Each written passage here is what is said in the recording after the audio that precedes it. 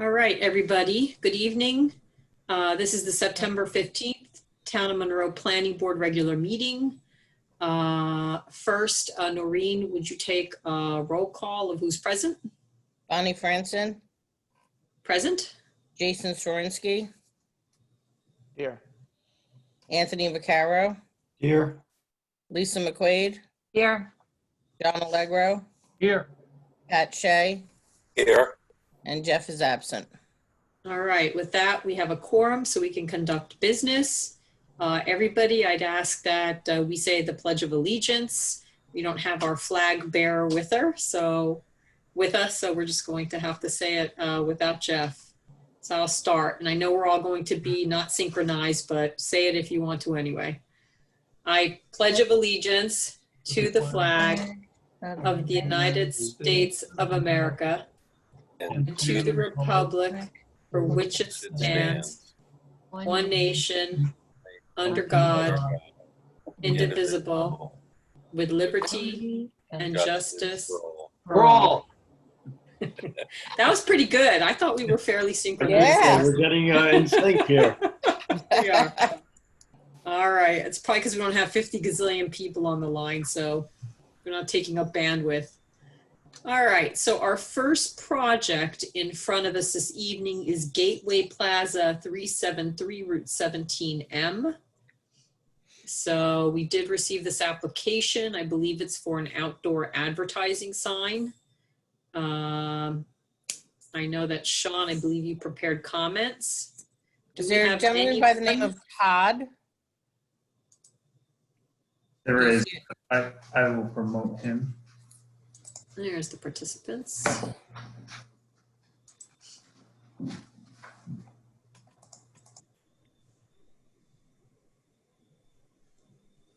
Marissa Weiss has her hand up.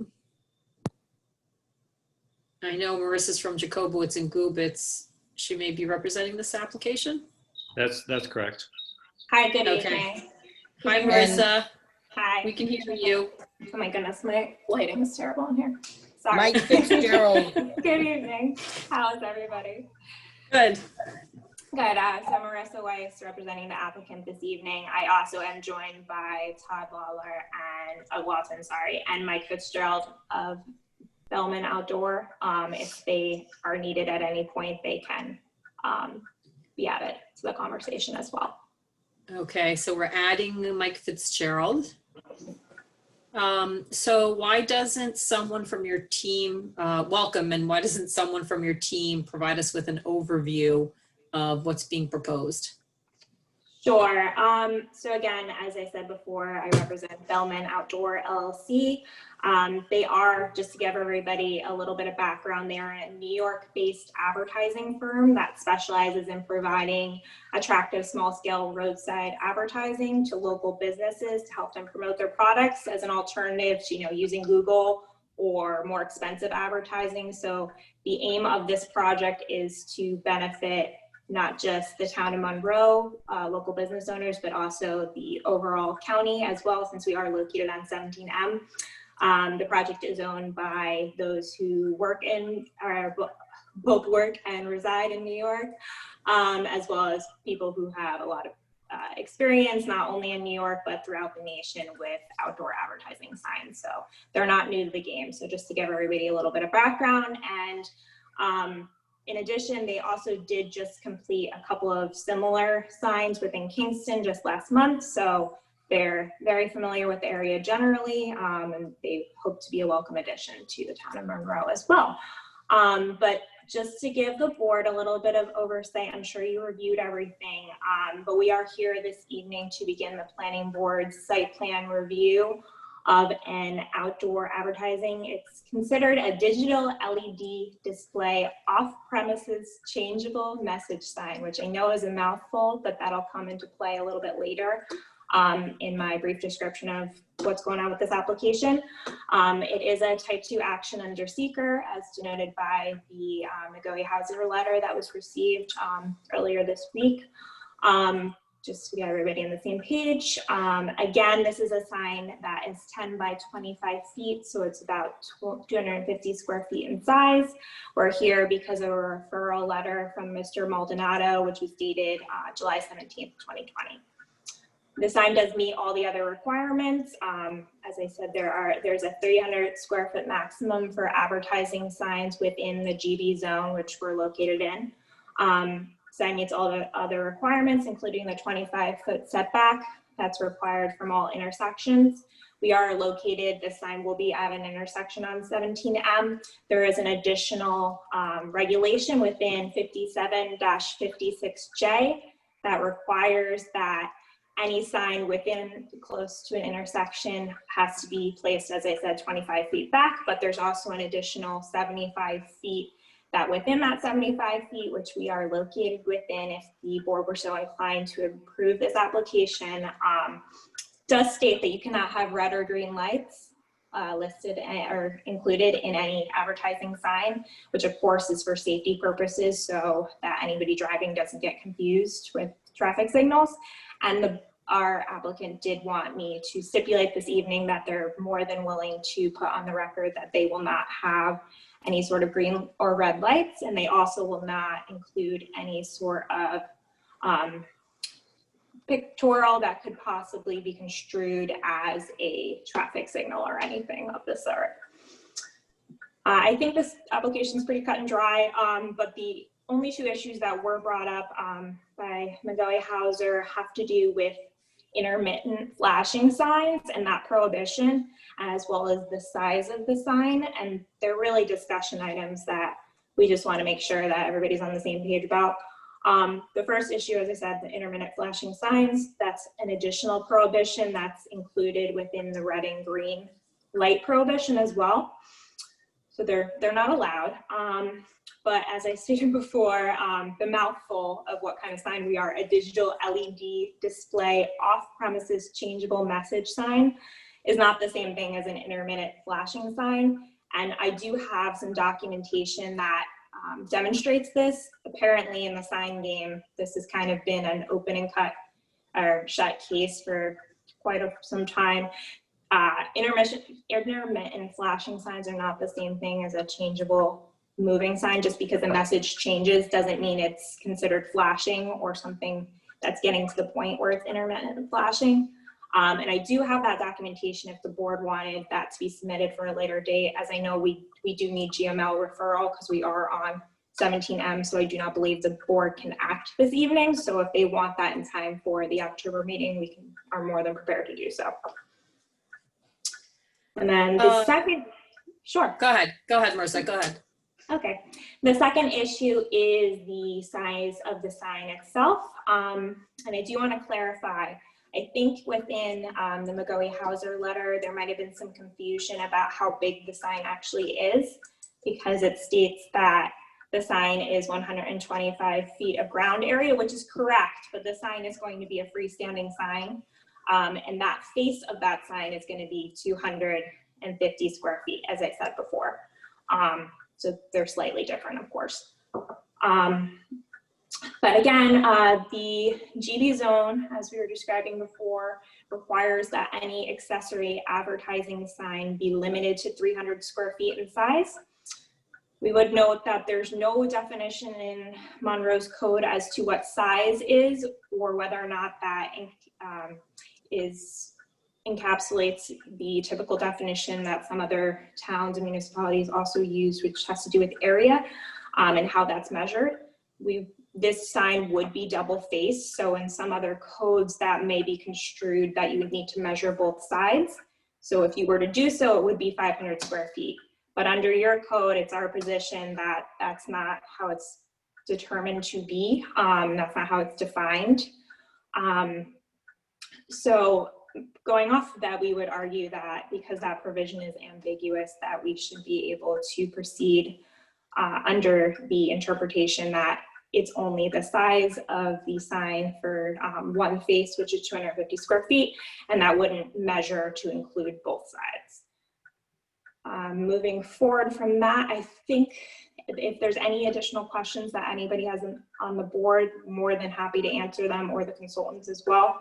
But it's our understanding that this board doesn't typically review very many sign applications, so there's not really a whole lot of precedent for that. So we would respectfully request that the board would exercise its discretion to waive the public hearing requirement pursuant to 5716C if at all possible. And like I said, we do know that there needs to be GML referral, so we will be held over until next month. Thank you. Thank you. So to be clear, what's being proposed on the Gateway Plaza property is a changeable, essentially like a billboard sign. Correct. Okay.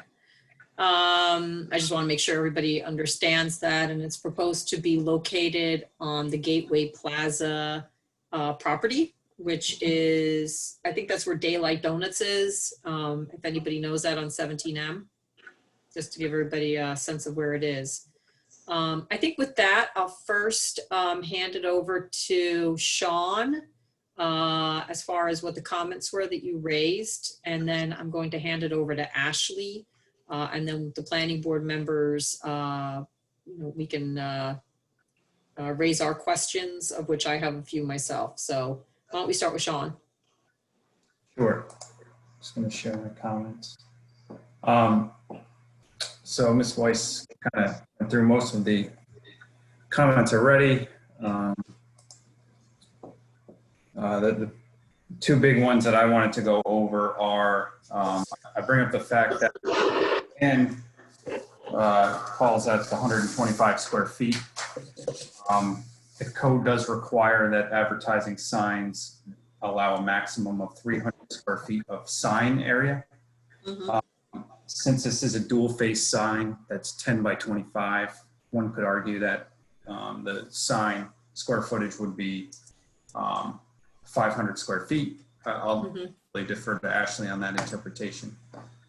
And then again, about the 5756J, regarding the no red or green lights and the intermittent flashing within 75 feet of the point of intersection. That's defined as the intersection of the right-of-way of the roads, which would be Orchard Drive and 17M. Currently, the sign is proposed to be 25 feet from that intersection. So this would be, basically the no red or green lights and the intermittent flashing would not be allowed. I would suggest that the applicant add a note to the plan suggesting that these not be allowed on the sign. We discussed the GML referral due to the proximity of 17M and the fact that a public hearing is discretionary for the board. And then that it is a type 2 action since it proposes less than 4,000 square feet for a commercial use. Okay. Could you clarify when you say 125 square feet of ground floor area? Excuse me. Bless you. Bless you. What that means? Yes, I'll share this site plan. Okay. I'm not, excuse me, is this a pole sign or is this I'm trying to find the image of the sign. It'd probably be more helpful if I brought up the architecturals. Okay. I'll try to find those in my email. Yeah, I'm looking for the sign specs myself. Yeah, it's a freestanding pole sign. Yeah, it looks like it's a pole, and the picture, the one I'm looking at, Sean says sign spec Bellefontaine 11 by 22. It doesn't look like they are, at least in that image, it looks like it's two separate signs because of the way that they are mounted on the pole. It's not like a back-to-back sign. It's like there's two separate sign faces. Right. Trying to find the architectural, because that really, That helps. Well, they have to Does be ev- two separate screens. Right. So, there's an argument being made that, I think that's what's happening is only one sign face is being counted toward the size. And and I don't know that that's the case given the configuration. So that's a question. Bonnie, not to interrupt, I'm getting confirmation from the client that perhaps the picture is not as accurate as what they're proposing in the site plan, that it is a back-to-back sign. Okay, but it's not a single sign. It's actually two like digital, almost like large monitors that are attached to a pole, correct? If there's a pole in between them. Correct, but they are, I think, because they have to be, I would assume for structural support that they would need to be configured that way. Like if you look at like a freestanding sign, freestanding sign typically has one, structure, and on either side of that freestanding sign is the sign detail, but it's one structure. So this one is, to me, not quite the same. And so, I'm going to say that the zoning didn't anticipate a digital board sign. And so I don't know that the digital board sign, given the technology, necessarily fits within what was probably written up to be a more standard advertising sign, specs for a more standard advertising sign. But, Sean, why don't you show us with your arrow what we're looking at for the board's benefit? sure. So this would be the monopole here in the foundation. And then it looks like there's a bracket or an arm up here that's holding each sign here and here. Okay, so that's like a cross section, Right. a side view. Okay. Yeah, or a side view, right? Yeah. And then this I believe is like a top view. So here's the sign and here's the other. Okay. And then is there something joining them together in the middle? At the bottom of that image, the one that's the top down sign? Top down. Yeah, so if you go down to the bottom of that where it says, Here. yeah, is it joined together? It looks like it's just structural support. Okay. Yeah, and Bonnie, I would like to point out that according to my client, apparently according to New York State DOT, as long as signs that are back to back, if there's two faces and they're no more than 15 feet apart, they're considered back to back pursuant to their regulations. And if that's something the board would like to see written confirmation of, I can submit that in time for the next meeting. Well, I think this particular sign it's not going in the right of way, is it? It's going on a private property? Private property, correct.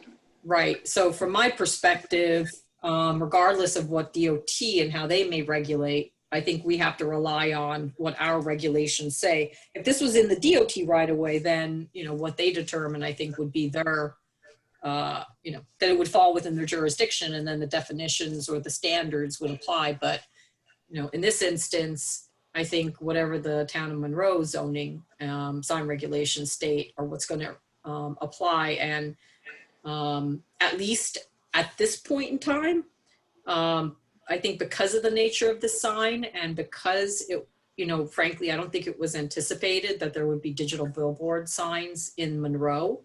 Like I said, I think there's a kind of a mismatch between regulations and, what's being proposed. And I'm thinking that this may have to go off to the Board of Appeals for some interpretations, but first let's hear what Ashley has to say about her review. Ashley, Tori's our attorney. So I guess the first question is maybe we could get some clarification on the actual size of the sign. Because I know it shows 125 square feet on each of the site plan sheets, but then what's the 500 square foot discrepancy? I'm just trying to get a handle on what is actually being proposed. So each sign face is 10 by 25, which would be 250 square feet. But then there's technically two signs, two digital signs. So that would be 250 plus 250. So be- then Right. what's the 125 square foot shown on the plan? That's really just the ground, like That's the base area? That's more or less the projected sign area down to the ground. Down to the ground. That's what I was asking, Sean. I was trying to Yeah. figure that out too. If you were looking at it from an aerial view, that would Right. be the amount of ground area that it's taking up. So it's 25 feet long by, are we assuming what, 5 feet then? Yeah, Sort of, the architect will just say 4 feet. so 4 feet between them. So it'd be like 25 times 4. Right, 100. Okay. At least according to this. Although Right. there seems to, no, those are, yeah, okay. So I think it's more like 100. So the Okay. maximum, the advertising signs, as was discussed, the maximum size for that is 300 square feet. And I believe that this has been applied, meaning the size of the actual sign face. So I think if something different, Marissa, if you're understanding something different, then I think that's something that perhaps Ben would have to weigh in on, because as far as I'm concerned, I think size of the sign would be the actual sign face itself. So if that's over the 300 square foot, then that would be an issue. Just a couple of other comments. I think we already spoke about the lighting issue. So as far as, I think the specs that were presented indicated there was going to be red and green colors. So something different will have to be submitted to clarify there's not going to be any red or green lights. Also, one of these site plan sheets indicated the length of the sign was going to be longer than 25 feet. I think it was 25 feet and a quarter inch or something. Yeah, that's 25 and a quarter inch. That was the drawing by D. Holt. So I don't know if that could be rectified with the others to show that the length is only going to be 25 feet, because that is the maximum that's allowed. It can't have an unbroken length of more than 25 feet. And then the last comment was that it does require a permit from the DOT as well. It's not in the right of way, but I guess it's within a certain distance from the state right of way. So I did speak Yeah. with someone over there. I could give, Marissa her contact info, because I think that's something that, the DOT will have to be contacted ahead of time in the event they're going to, require any changes to what's being proposed here.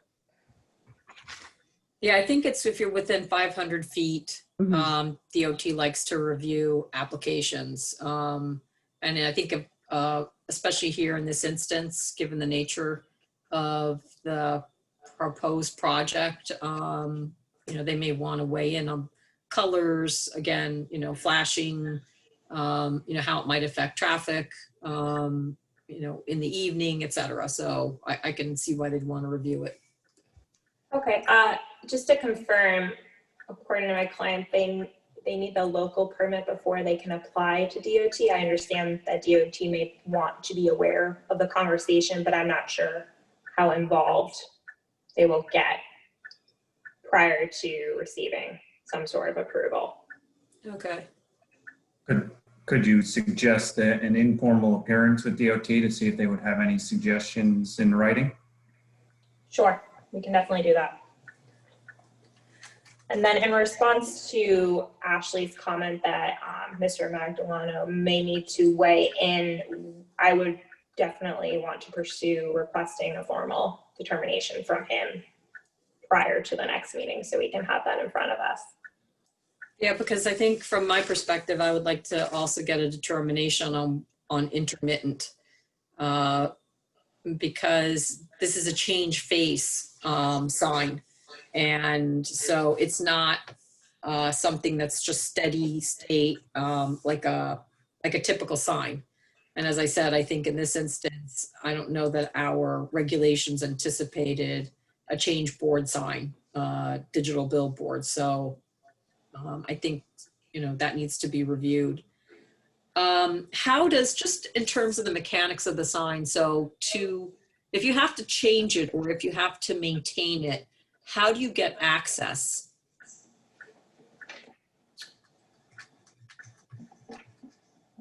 I might need to allow Todd or whoever from Bellman to come on to explain that, because I only have a very cursory knowledge of how I they could do explain that. Yeah. Mhm. Okay. So the maintenance is done from the interior of the sign. There's a catwalk in between the two panels, and that's where the technicians do any work that's necessary after the sign is installed. Is there like a ladder, a metal ladder attached to the pole, or do they have to get in there with some kind of rig? Well, normally there would be, but this sign is so short. The first catwalk is only about 10 foot off the ground, so they would just use a step ladder. To get up into the catwalk? That's right. Okay, And and then- it's and then otherwise, go And ahead, once sorry. they're up there, they strap themselves in and they follow all the OSHA regulations when they're on the sign. Okay. Now, there's no proposals or anything to add cellular communications or anything of that nature to this sign, is there? No, And that's not done typically on your signs? not a sign of this height. On the interstate signs that are 70 to 100 foot, that's the height the cell companies look for. But this sign is only a 20 foot overall height. Okay. Now, in terms of the base, are you going into a landscaped area off of the parking area for Gateway Plaza? Maybe Sean, can you bring up an aerial of Gateway Plaza? If you can't, I can. Sure, just give me a minute. Yep.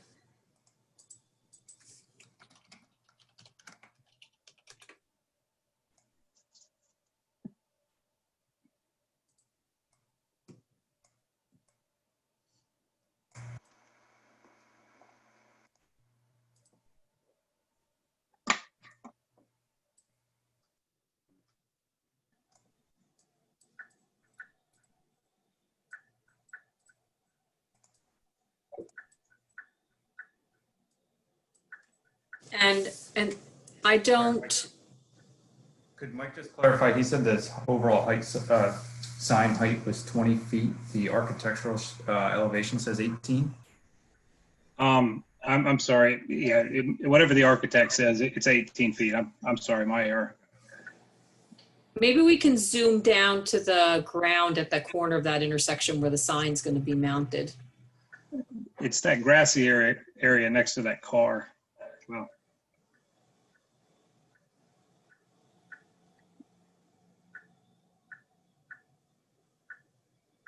Okay.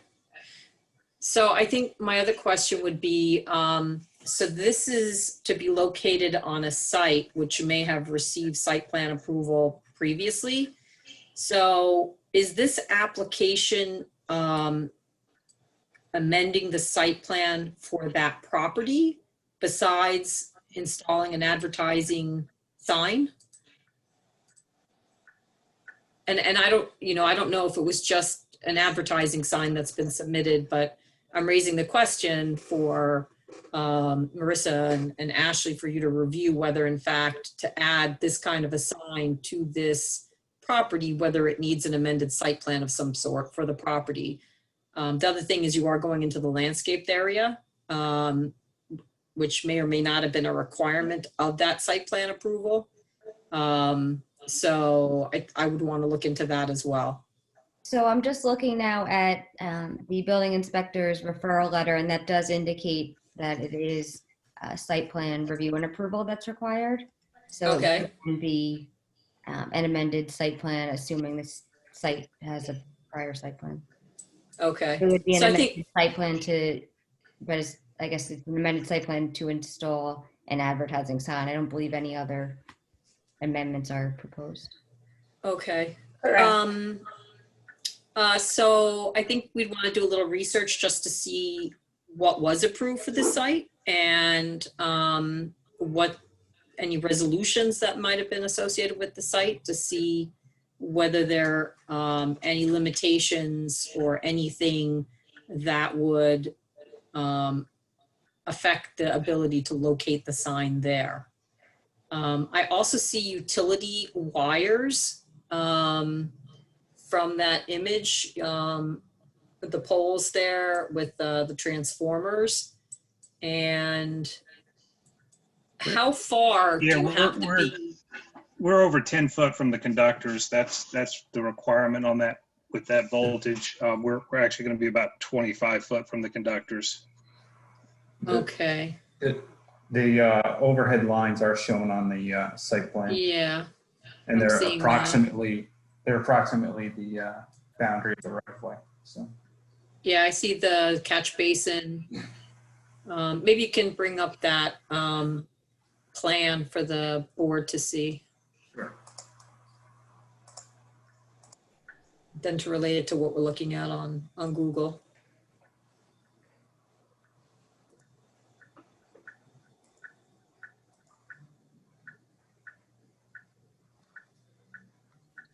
The Right. lines are shown here. Here's a Yep. pole, here's a catch basin. Yeah, so that's what we're looking at when we're looking at that image of Google. If you're looking at 17M, you can see the catch basin by the rock, and then the pole is next to it. So there's no requirement to be a certain distance given the height. Are we at the same height or below the utility lines there as far as height? Do you have a sense? The top of the sign will be just below the lowest conductor, but laterally will be in excess of 20 feet away, and the safety requirement's 10 foot. Okay, that's an OSHA requirement or That's an a OSHA utility requirement? That's a national OSHA requirement. Okay. All right. Ashley, did you have any more comments? No, other than it's already been mentioned that it does require referral to the county under general municipal law, and it would be a type 2 action under seeker. Okay. So with that, planning board members, who would like to comment on the application? I would. Let them go Okay. I have a comment. Okay, so Anthony, why don't you go first, and then John, you're next. Okay, just concerned about the precedent on digital signs and how they go up and how our decisions for making this sign, allowing this sign to go up, how that will affect other proposals, and having the concern that if we continue to allow these types of signs, are we gonna build this out? Is that 17M through the town of Monroe corridor gonna start to look like Las Vegas? Okay. Anthony, from my perspective, like I said, I don't think the zoning anticipated digital change board signs. So I think this is something that needs a little bit more review in terms of allowed, and that's why I'm thinking that some of the provisions such as intermittent flashing signs, prohibitions and other things have to be reviewed by Ben for determinations. Otherwise, it may have to go off to the ZBA because this, like I said, I don't think this was really anticipated by the zoning. And I'll say that actually, that it wasn't. John, what's your questions? Anthony, did you have any more questions? No, that's it. Thank you. Okay, and then John. I have two comments. One is regarding red and green lights. If this sign were to be erected, how would we ever be able to police that? How would we ever be able to enforce? Somebody, this is about selling advertising, right? And Joe's Fish Fry wants his ad to come in big red sign with yellow letters, hey, come to Joe's Fish Fry.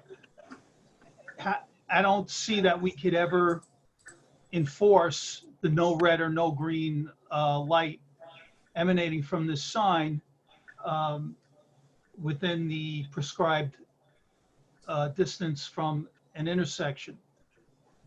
My other comment is, I think we should also be looking at Town Code 57-21.6, which speaks to lighting and light pollution.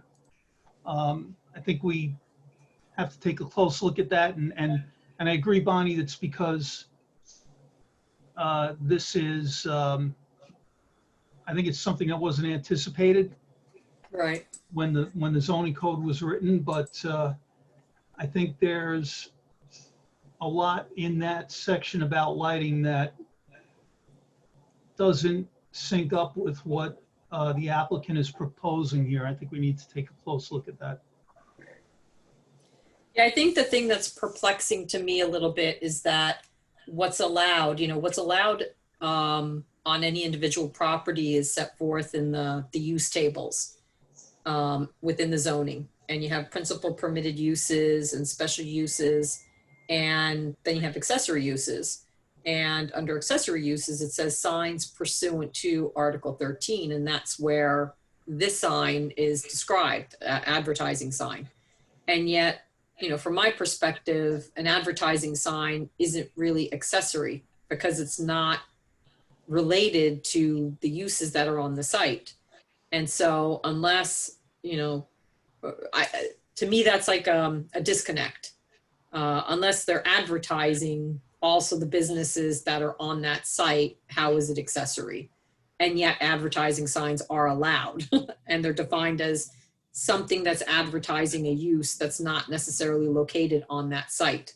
So like I said, I feel like there's a bit of a disconnect between the use table and how advertising signs are defined and the fact that they're called accessory uses in the zoning.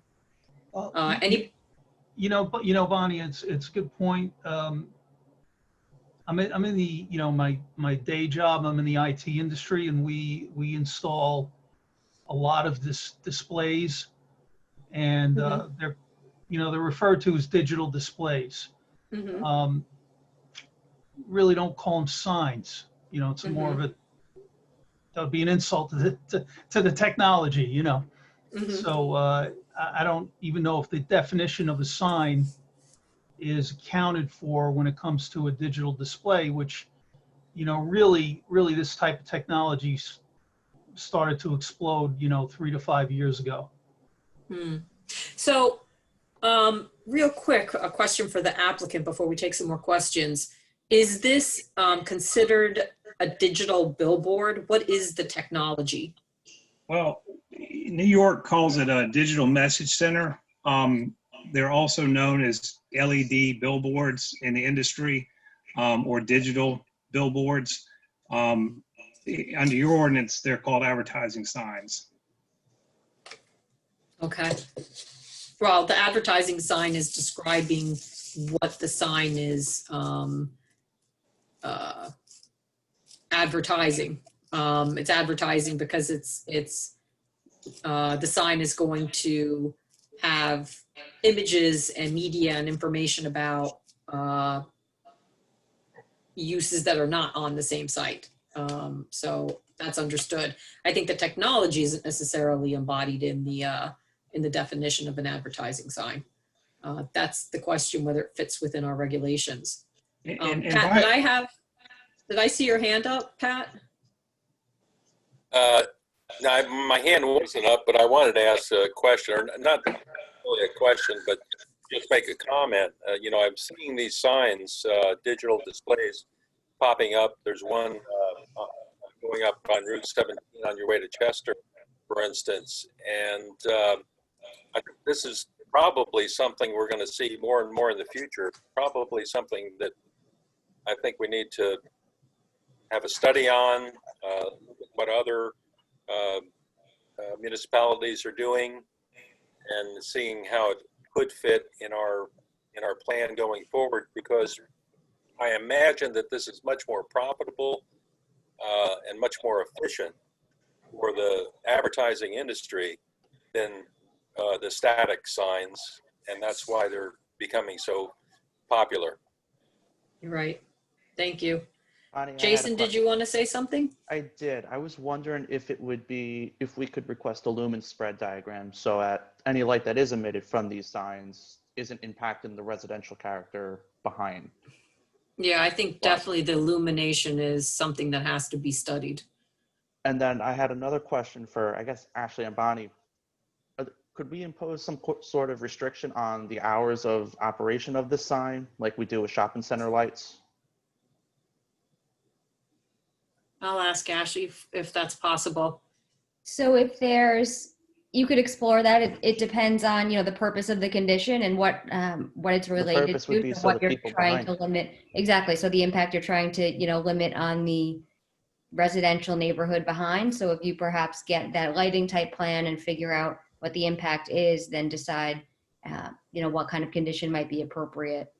It's something you could definitely explore. I think from hearing the overall, board's concerns, and rightfully so, I think the first question is, everyone seems to want, confirmation from the building inspector that this sign is permitted. I know that they, I believe, went to the building inspector first, so they were referred here by him. I don't know how much information about the sign was presented at that point, but I think that's really, the first step is to, of course, make sure that this is permitted as far as the digital nature of the sign and the changing advertisements and all of that. And then we could certainly discuss any type of conditions that might be appropriate for lighting and to minimize impacts on the residences. So, Sean, can I share my screen for a moment? Sure, you should have access. Okay, so I just want to show the board members. Can you all see that? It's the zoning map. Yep. Okay, so, we're talking about, I believe advertising signs are allowed in the GB, the HI, and the BPO zoning districts. And so we're talking about this area here. If you can see my arrow off of 208, when you come off of 17, actually where the doctor's offices and the ceramic tile place and that newer property. So that's one area. The other area is, a lot of this is parkland, but if you're going out on 17M, those several properties that are on the west side of 17M, like the Target shooting place, or it has the Target sign, those kind of miscellaneous buildings there, that's another location. Then we have the HI, which is the Monroe Common site. That area is HI. And it includes, I believe, Lake Tyre is in there. The other GB area is along 17M. So to Anthony's point, much of the Route 17M corridor is actually in the village of Monroe or in the village of Harriman. But there still are properties that are primarily on the south side of 17M in the vicinity of where Gateway Plaza is, these several properties. And then lastly, there's one little GB area that is on Route 17 on the other side of Harriman. It's kind of strange how, we have some of these areas, but it's just by virtue of the incorporated boundaries for the village of Harriman and the village of Monroe. So, and the BPO is the area that is in this hatch pattern. It's where, Target and Home Depot and some of those, properties are in that vicinity. So when we talk about where these could end up, and also to Pat's point about studying this and what the implications are, right now, those are the properties in particular that could accommodate advertising signs. So I will stop sharing. Anybody else have a question? You want to raise your hand? Lisa? Yeah, I have a few. As far as the installation is concerned, will there be digging for power lines, or how is it powered? That's one question. I don't think we got a project summary, so I just, in my head, I was wondering how would people advertise and what kind of businesses would be advertising? I don't think, but, would you have a marriage proposal on a board like that? I don't know how that it would be used.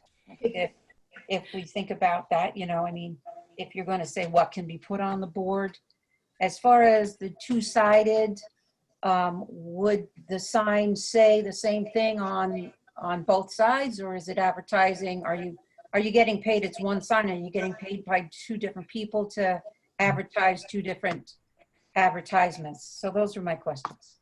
Thank you. That's actually a great question, Lisa, because that also gets to, is it really two signs? Unlike a back-to-back static sign, and how much area counts toward the maximum size. So Marissa, do you have any responses, or Mike? I believe it's the same on both sides, correct, Mike? Well, that kind of gets to the root of the issue about being a back-to-back sign. I would think that if we look back at other signs that have been applied for in the town of Monroe, the measurement would have only been one side. But if in fact the town is measuring both sides, then obviously we just want to be treated the same as everybody. But a lot of back-to-back signs don't have the same message on both sides. This sign would have different messages. So That's true. On a billboard, that's the case. The restaurant down the road would only want the side for the people going towards the restaurant, not going away from it. And how it's powered, we would most likely have to run underground power to this sign. The power company really dictates that. But you would underground it? You're not going to see... Probably, given the height of the sign, just the short signs like that, they like to tie into the pole and it's too low. So they would most likely tell us we had to run a line down the nearest power pole and go underground. Yeah, I don't think we'd want to see actual wires, going from the pole to the sign, hanging out there. All of the small signs are underground power. Okay. Show of hand, Lisa? So as far as the advertising, would it be like a Monroe business? Would it be local, or, I'm just curious what type of advertising there would be on those signs. Yeah, all of our advertisers are local. I have over 250 advertisers, and they're all in the community, predominantly restaurants, home improvement companies, attorneys. We do a lot of business with local hotels. It's all small business owners. I don't deal with any big corporations. This is really a way for the small guy to compete with the likes of Walmart and Home Depot. Okay, thank you. I would only say, though, that we can't really control sign content. Is that the case, Ashley? Yeah, I was going to touch on that a little bit, Bonnie, but you are correct. So you have to be, cautious always. There's the First Amendment, of course, freedom of speech. You, as a board, have to, know the bounds and can't regulate certain things as far as what the sign's going to say. So your code defines all different types of signs. And right now we're dealing with an advertisement sign, and that's how it's defined and regulated in the code. So that's really, what you have to be following. And that's a sign which directs attention to a business, commodity, service, or entertainment conducted, sold, or offered elsewhere than upon the property, and only incidentally upon the property, if at all. So you're dealing with some type of advertisement, but as far as who that is, that's not something that this board can regulate. Right. So I think in as much as, it's useful to advertise for, businesses that are in the area because it's on 17M, that won't stop anybody from advertising for Buffalo Wild Wings, in Middletown or somewhere else. I don't think we can control that. Mm-hmm. So I don't think we should go in with the expectation that the only thing that's going to be advertised are local businesses, even though they may be a lot of what ultimately is advertised. For me, that was just a curiosity question as to what we could expect. Yeah, no, that's a good question. You can see any marriage proposals on there based on the definition. That's advertising. Good idea. Okay, just anybody else want to comment? Raise your hand. Anybody else? Just, Sean? just one thing I noticed, and I apologize for not having it in the comments. It looks like the Village of Monroe is within 500 feet, so this may have to be referred to them as well. Yeah, I think that would be good. Just a good practice that if it's in close proximity to our neighbor, it'd be useful to refer it to them for any comments they may have. And if you want to do that as good practice, the Village of Monroe may be 550, 600 feet. So, Okay. Yeah, we're right there on the edge. Any other comments? Mr. Fitzgerald? I just wanted to point out that, you know, we didn't get approached by this property owner. We read your ordinance and we went and found a property that qualified in what we thought was a good location on a road where we thought there was a lot of traffic. We basically took your ordinance and found the property that qualified. And so, you know, the referral letter we got from your building inspector basically brought up 2 points. One was that our plan wasn't stamped by an engineer, and subsequently we've submitted one that was stamped by an engineer. And the other point he brought up was about the red and green lights and the intermittent flashing nature of the sign.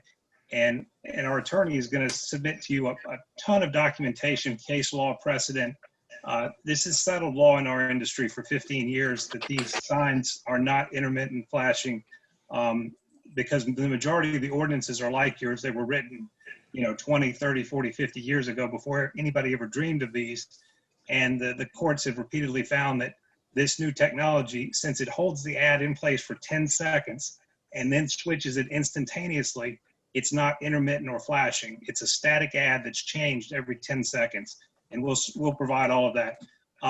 If you'd like, we'd be very happy to help you develop a model ordinance so that you can control LEDs in the future or prohibit them altogether, as well as static billboards. You know, it probably is the case that nobody had looked at this sign ordinance in a while, because we scoured the Hudson River Valley and we only found maybe 5 towns that still allow them. So it seems to be the predominant feeling in the area that they don't want more of these signs. So if you know, once ours is approved under the current ordinance, we'd be happy at no cost to help you with an ordinance that would protect you from these in the future. And we've done that with many municipalities and counties, because it seems to be the predominant mood of the country to move away from this type of advertising. So if I could just comment a couple things in response to that. So the first issue with the intermittent or flashing nature, I think the main problem here is there's just not enough information to even, you know, show what exactly is being proposed. So it's not clear at all whether it would fall under one category versus the other. And again, this, I believe the chairwoman wants to get some input from the building inspector. I know you had that referral letter. We don't know what was submitted to him. And also, as far as zoning goes generally and everywhere throughout New York, that if a use isn't, you know, permitted under the zoning code, it's prohibited. So I think the question here is whether these types of signs are permitted at all in this digital changing fashion.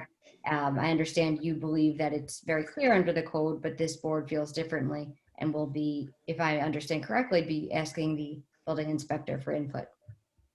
Ashley, I just wanted to chime in there for a second. Would you prefer as a board that we reach out independently to ask the building inspector for these determinations on intermittent flashing and just the permitted nature generally, or would you like to do that?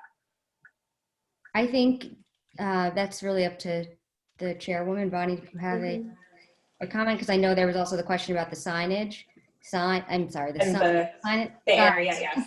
I forgot that. So, yes, you know, if you want to put all those together, because you are obviously more familiar with what you're requesting than we are, I think that I wouldn't have a problem with that unless, you know, the board feels differently. The question is whether Marissa goes directly to the building inspector, whether it's provided to you and then you speak to Ben? Correct. Yeah, I mean, my preference would be for Marissa to package everything together. But I always think it's useful because Ashley has knowledge of our code to have a communication with Ben. Sure. So Marissa, you want to put together whatever that is, and then could send that over to Ben and get his determination. Sure, we can do that.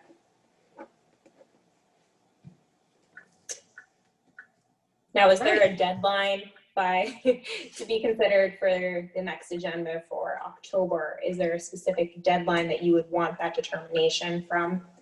Noreen, what's our in-by date for the next, this is atypical. Normally you would be on our workshop agenda, but we had a scoping session. So what would be the deadline to get on the next workshop agenda? September 24th. Okay. For the October 8th meeting. Okay, great. Thank you. You're welcome. Do you have any questions of us? No, I don't just think so. Yeah, go ahead. appreciate your time in considering this matter. Okay, thank you. Can I add something? Wait, just a little more? Yes. So this is very interesting to me because when I was first listening to this project, I was under the assumption or impression that this was going to be a storefront sign and not a billboard per se for messaging. And, that adds another layer of complexity. And this discussion is very interesting to me. And I'm wondering if our code has anything about billboards in our community. Any of the regulations are in the code with regard to, they're called advertising signs. And as I said, they are, trying to bring up the code. They are regulated, just for your information, if you want to look it up, in the sign section, which is Article 13. And then you'll have section 5756 supplementary regulations. Actually, I'll show the screen again here. Hold on. Share. All right. So this is our sign article, and it talks about maximum permitted signs identified in square feet. Here, it doesn't actually talk about sign faces, etc. It just says square feet. And then it starts to, as far as the regulations for something that's an advertising sign, you look to wherever it's referenced here in the regulations. So they differ depending on whether the advertising sign is proposed to be attached to a building facade or whether it's freestanding. So C doesn't really apply because it's not on a building facade. D doesn't really apply because, again, it's not supported by a building. E, again, not part of a building, or no business or advertising sign structure that is not part of or supported by a building shall be more than 18 feet in height above the ground level at the base of such sign. No business or advertising sign or erected directly upon the ground shall have less than 3 feet of clear space between the sign and the ground. No business or advertising sign structure erected directly upon the ground shall have an unbroken length of more than 25 feet, etc. So this is really the provisions, Anthony, that we're talking about. Business and advertising signs may be interiorly lighted with non-glaring lights or may be illuminated by shielded floodlights, provided, however, that no red or green light shall be permitted within 75 feet of the point of intersection of the street lines at a street corner. No lights of the intermittent flashing type shall be permitted. So again, I think some of the interpretation is it says they may be interiorly lighted with non-glaring lights or may be illuminated by shielded floodlights. From my perspective, these aren't really interiorly lighted. That's not quite the technology. And at the same time, they're not shielded floodlights. So again, from my perspective, these regulations were really addressing your more typical billboard type situation. more so than new technology. And it just raises questions as to whether the sign then fits within the regulations. A business or advertising sign shall be permitted upon any lot or building in any district unless it's a structure or part of a structure, or no business shall be permitted upon any lot or building in any district unless it's a structure or part of a structure or is attached, etc. No advertising sign shall be erected, hung, attached, displayed until written application is made to the building inspector, which they did. So, and then there was a section, I think that John referenced about lighting that needs to be looked at. But ultimately we have to look at all the regulations in the code to make sure that this is conforming. And again, you know, the real question is how does this fit within our regulations, which really anticipated your more traditional billboard type advertising sign. That's the way it's written. So anybody have any more questions?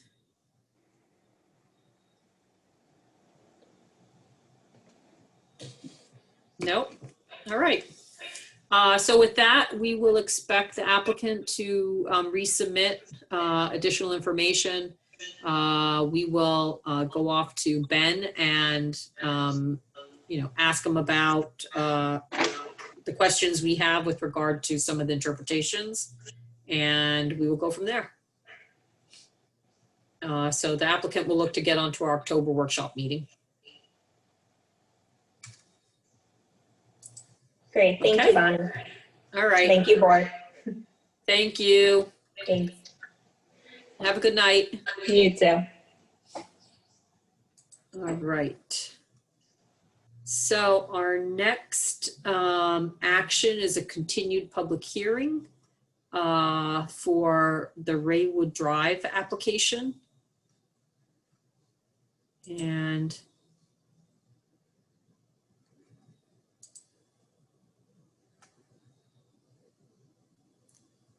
Joel, actually you had a I had a walkthrough today with the ward from the from the conservation committee. We went through the trees. There is a couple updates will come up on the plan based on the walkthrough. Nothing major. A couple trees that are actually showing us to remain. We are going to he believes it's dead trees and it doesn't worth it to keep it.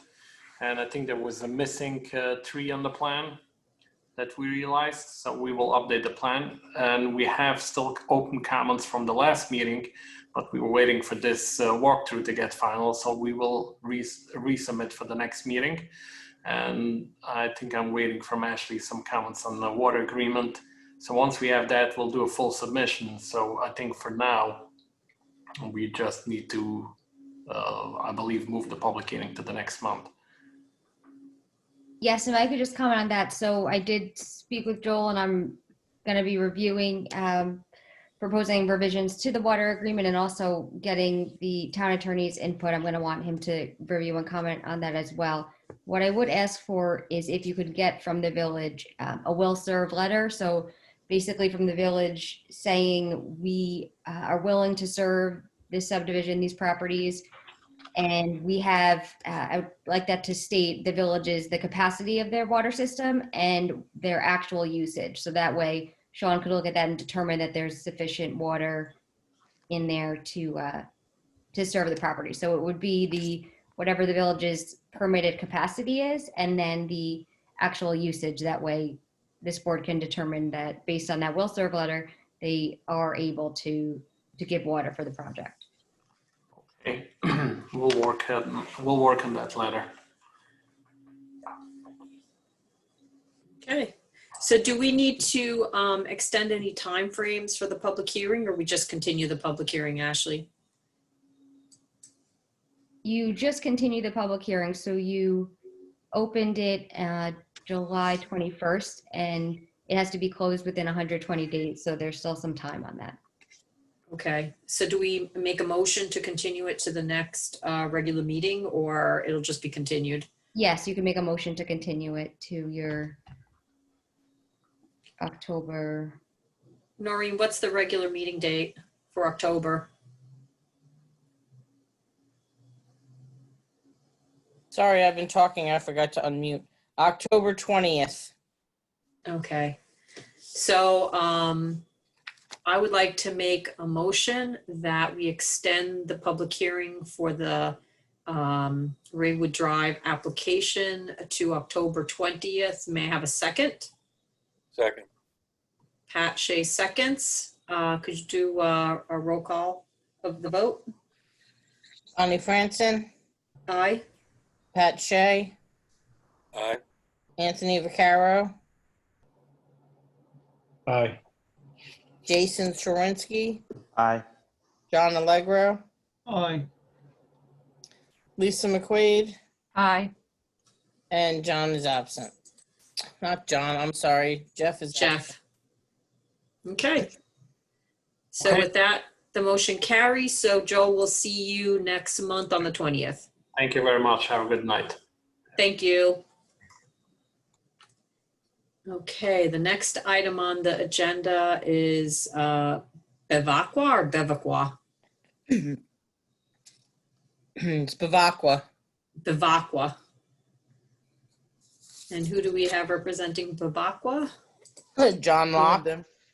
Are we Is doing John DG there? management? Did I skip over one? Oh, I'm sorry. Sorry about that, guys. I was scrolling and scrolled past them. Okay, so you're gonna have to wait there, John. So next item on the agenda is DG management. And I believe John is on.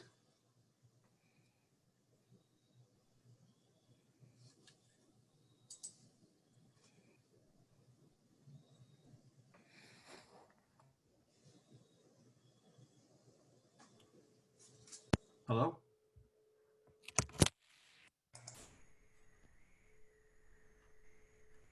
Are you there, John? I'm here. Hello? Okay. Sorry, no video tonight, using a laptop that, so. So why don't we have, Sean, you had comments on this? I do. Okay, so why don't we bring up the plan that shows the cluster, and why don't we first go through Sean's comments? Just find the plan.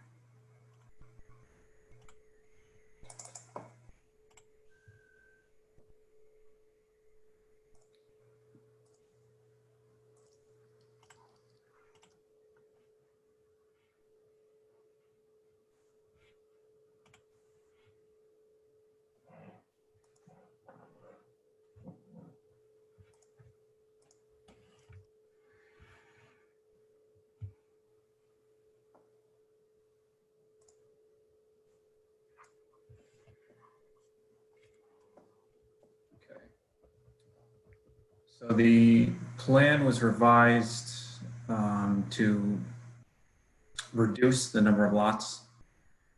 The dwelling units are still the same, the 15 that were accepted by the board. But they've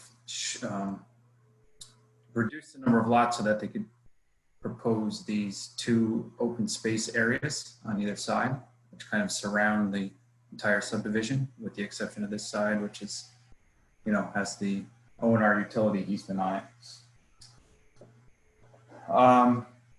So that was basically the first comment. The second one is just kind of a comment about proposed lot number 1. This is shown as a flag lot. And although the limits of the buildable area aren't shown, it looks like they're proposing the front yard to be measured off this side lot line. But I believe that it would have to be measured off of this line here, since it's supposed to be perpendicular to the street that it's gaining access from based on the definition. So that would have to be revised, which may or may not affect the the size that this proposed open space could be. And then the third lot, or I'm sorry, the third comment I had was basically explaining that the town code requires a 50% gross lot area, which we've been discussing at the at the previous appearance, and that the 1.85 acres that are currently proposed to be open space doesn't meet the 50% gross total lot area, which is 4.75 required based on the 9.5 acres. That's the gross total lot area.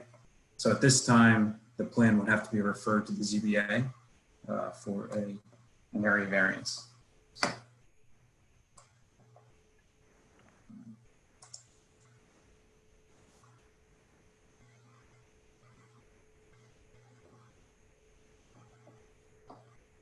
Oops, sorry about that. Ashley, do you have any comments? Sure. So just picking up where Sean left off, that yes, the current plan would require an area variance for that 50% open space requirement. A couple of additional comments. It looks like for lots 8 and 9 and potentially lot 1, the open space cannot include private yards located within 75 feet of a principal building. So I don't know, Sean, if you could zoom in on, I think it's 8 and 9 right there. Yeah. So it looks like those would not comply with that requirement. I don't know. It appears that the remainder of the open space is all going to be connected to lot 1. So a portion of that might be an issue for lot 1, but the other portions are located behind, I think it's 6 and 7. And I just also had questions on that maybe John could confirm that open space was going to be owned by the individual lot owners as opposed to an HOA or anyone else. And also just wanted to confirm that lot 1 is going to own that whole big parcel in the back with the O&R easement. That's correct, Ashley. It was proposed that lot 1 would own both open space areas and the easement area all the way around, with the exception of the 2 small areas we delineated in lots 8 and 9. Those would be owned by 8 and 9 if they stayed as open space. So then under this current plan, that would require also an area variance, at least for the portion of open space that's going to remain on 8 and 9. And I would probably just most likely remove it, and the variance we seek for the open space would be, more. Okay. Ashley, were there any other comments? Those were the main ones. Other things I think we've discussed about just procedurally where we are and all of that. So, my fundamental question is in the terms of this layout, I think one of the things that we're trying to avoid is seeing dwellings. What is their height? Are they going to be visible from local roadways? How visible will it be? From my perspective, that open space area, to the extent there aren't any trees, is going to end up having to be revegetated. So, I would like to see something that provides evidence of if considering the grading, because the grading isn't shown on this particular version of the plan, but taking into consideration grading, could you see, going forward, the houses from, Route 17M, from 208, from Parks? I mean, what will you be able to see? Can we do some kind of cross section? Is there something we could see, John, that would demonstrate that these are really, going to be tucked into the landscape? Yeah, it's something that we can provide, but you are going to see these houses. They are elevated, but your perspective from 208 is blocked by all the other businesses and houses, along 208. So this plan was made with the comments from the last meeting, is to provide as much buffer space as we can from that corner parcel there, Right. next to lot 7. Right, and that's why, as I look at this, one of my reactions is, can that proposed open space, the 0.37 acres, that's all the way in the little tip, if that's less visible, would it make sense to try and create a lot that would be located there with a building and to eliminate one of the ones that might be visible, along the cul-de-sac. So that's what I'm trying to get a sense of. And I think from my perspective, we want to minimize the visibility of this project. And that's why we're trying to maximize open space from that area of the site. Unless,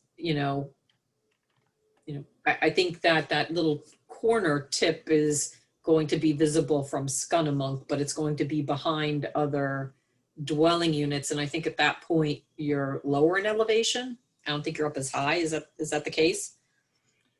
Yeah, you're not at the highest point there, but I kept that little triangle piece there because of the proximity to the neighbor to the south, whose house is pretty much right on the town village line. Okay. And that triangular piece is still fairly wooded. So that's why I stayed out of that area. Okay. Yeah, it would be useful to take a look at this against sort of what they, you had an aerial prior, right, that you had submitted? Yeah, we did the aerial and we did the also the drone footage and Right. yeah. Okay. Board members, what comments do you have? Anybody want to start? Raise your hand. Anthony? I just wanted to clarify. So the lot number went down from 15 to 9, but now we have mixed. The actual lots themselves went down, but the number of units did not. Okay. We made more two-family than single-family. I see. Okay, thank you. Anybody else have questions? Anybody have an opinion on this particular layout, or do you feel you need more information? Because ultimately the applicant is going to go to the Zoning Board of Appeals to seek a variance for the open space. And we had indicated that we would make some recommendation if we favored this layout because of the fact that there was still the opportunity to preserve open space. And the question is there sufficient information to feel comfortable with this layout and to make any recommendation to the Zoning Board of Appeals? Or does one need more information?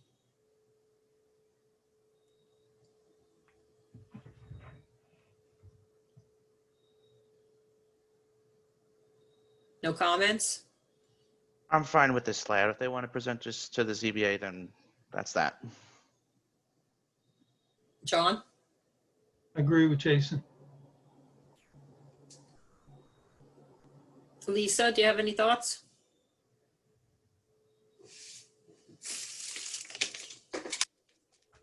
Or Anthony or Pat? I have nothing to add, really. Okay.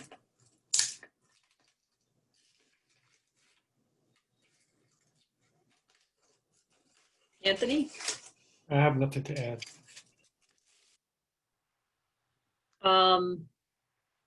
Again, my only comment is that the location of the houses be considered relative to visuals. I appreciate the comment, John, about the fact that you're trying to preserve a little bit of forest, which may be back behind that house. But what we could do is, send this off to the ZBA and Ashley, they're going to make their own findings, correct? What do you mean? In other words, in terms of the area variance, they're making area variance determinations based on the reduced open space area and I think we mentioned one other that might be required at least. when they look at this, they have to make their own determinations, and will they themselves consider the implications of the reduced open space? So they will have to go through, as with any application for an area variance, go through, there's a statewide balancing test where it weighs, the benefit of the variance against any detriment to the neighborhood and community character, things like that. So there's 5 different factors. I think that the question was, at least one of the questions from last time was whether this board had any specific recommendations or comments, such as you had just mentioned the visual, if that's something you want, the board wants collectively the ZBA to, be aware of, and just, note that or highlight that for them, that's something you could include in your referral over to the ZBA.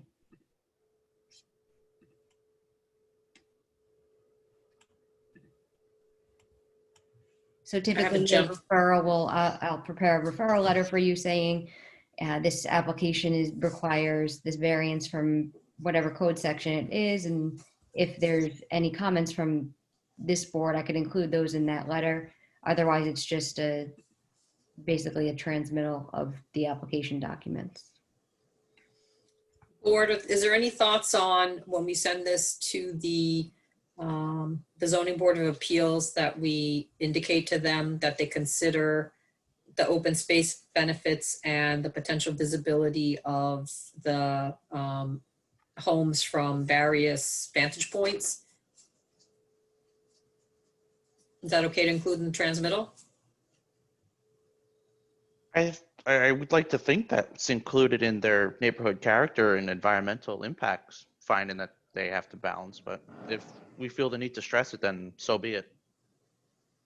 Actually, that's a question, Jason.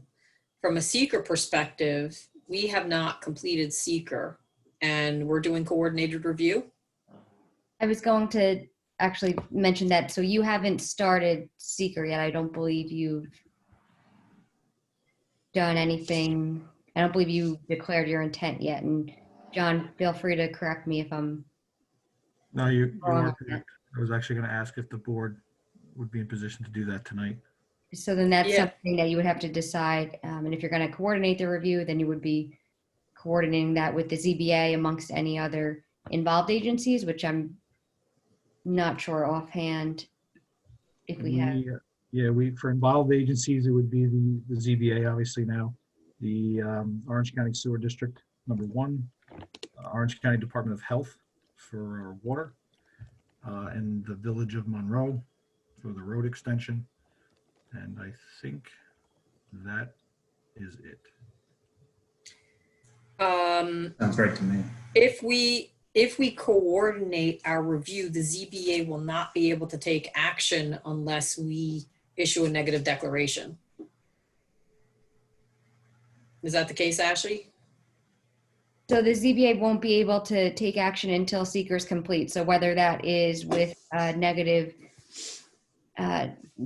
declaration by this board, or if it goes, through the process, it would be through the findings. New statement. The ZBA would be able to EIS. do everything else except not take any final action. They'd be able to hold the public hearing is always required on area variance applications. They'd be able to do all that. But if review is coordinated, then they would have to await seeker completion by this board. Right, which we haven't even begun.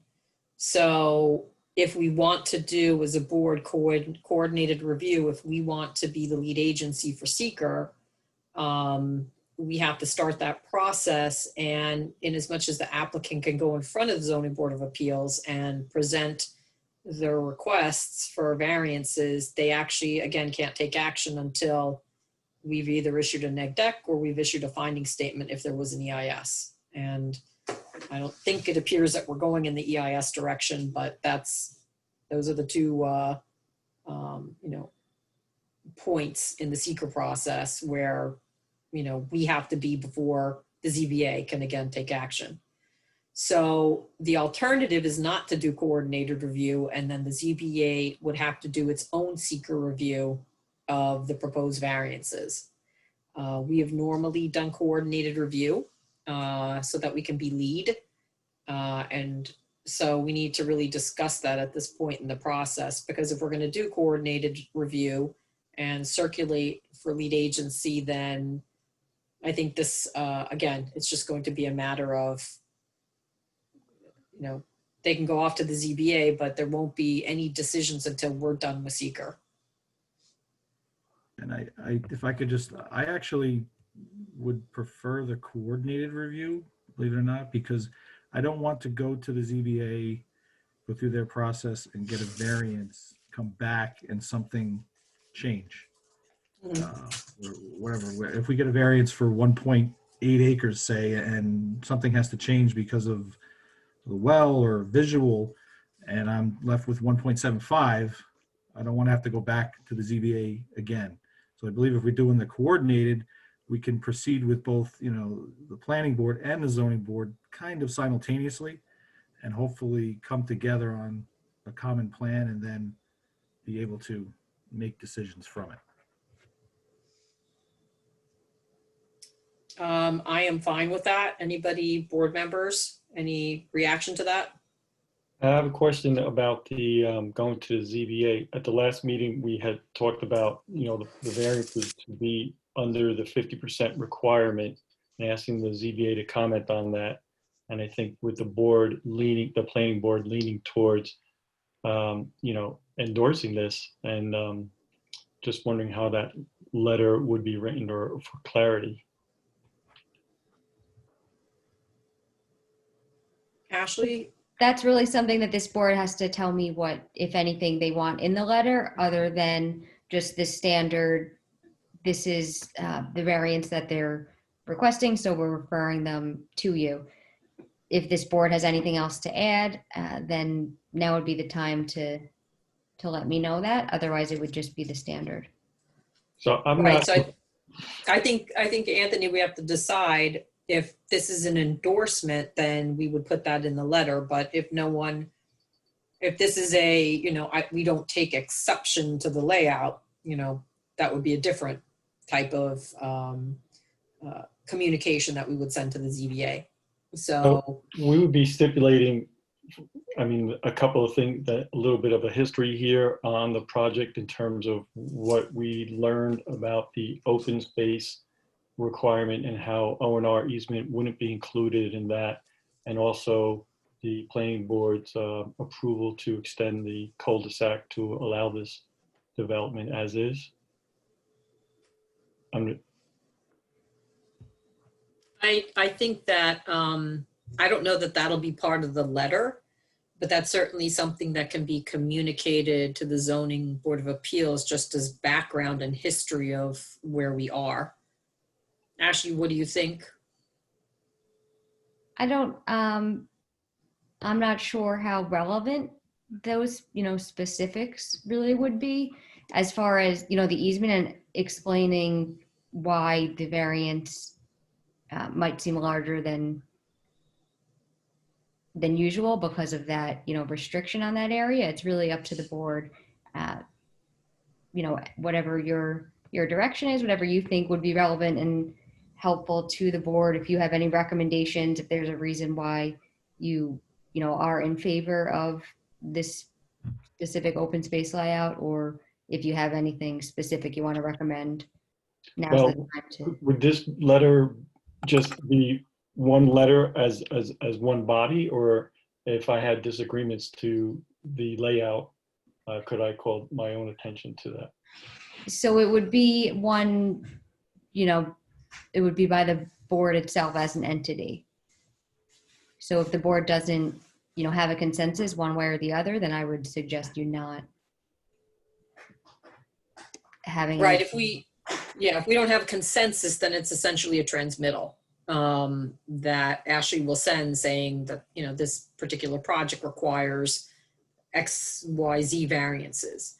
We have the opportunity to make recommendations or to make endorsements. If we have consensus on that we want to include in the letter, then we can. So it's sort of either we're going to say we're good with this application, we're okay with the amount of open space that's being shown, and we're forwarding this to your board, or it can be, please see attached, for it's being referred to you for various variances.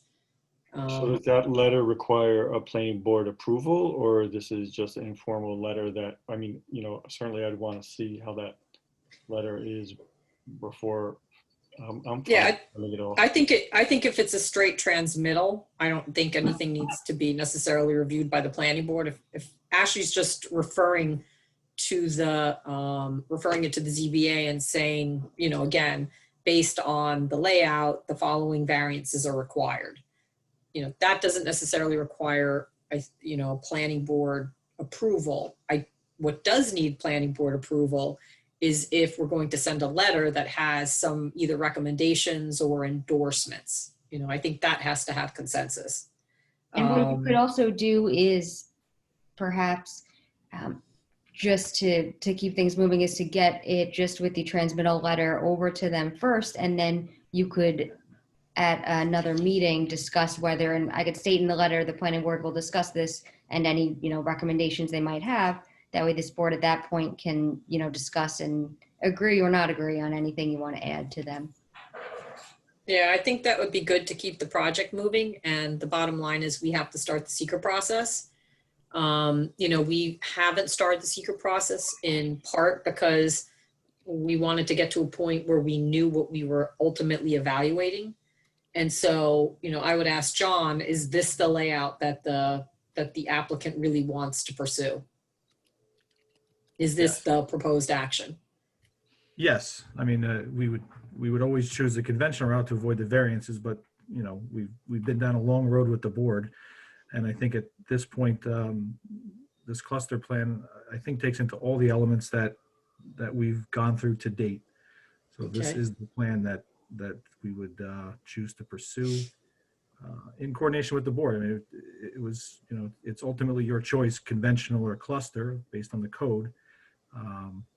So that's why we're in this variance situation ultimately, but the cluster is the overall better plan.